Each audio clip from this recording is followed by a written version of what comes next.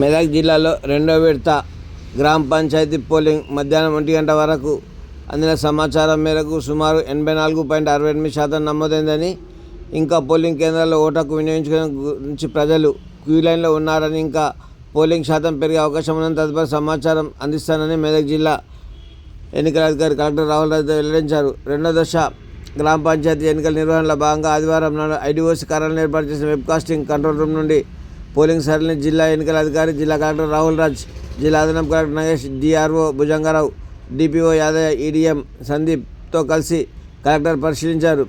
Critical మరియు sensitive polling కేంద్రాలను గుర్తించిన మొత్తం 96 పోలింగ్ కేంద్రాలు జరుగుతున్న పోలింగ్ సరళిని వెబ్కాస్టింగ్ ద్వారా పరిశీలించారు. జిల్లా ఎన్నికల అధికారి కలెక్టర్ కార్యాలయంతో పాటు రాష్ట్ర ఎన్నికల అధికారి కార్యాలయం నేరుగా వెబ్కాస్టింగ్ ద్వారా పోలింగ్ సరళిని పర్యవేక్షిస్తున్నారని తెలిపారు. అలాగే 34 మంది సూక్ష్మ పరిశీలకులను నియమించి పోలింగ్ ప్రక్రియను పర్యవేక్షిస్తున్నామని తెలిపారు.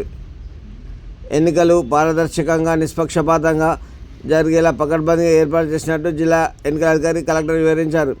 ఈ కార్యక్రమంలో సంబంధిత డిపిఓ, సంబంధిత సిబ్బంది తదితరులు పాల్గొన్నారు.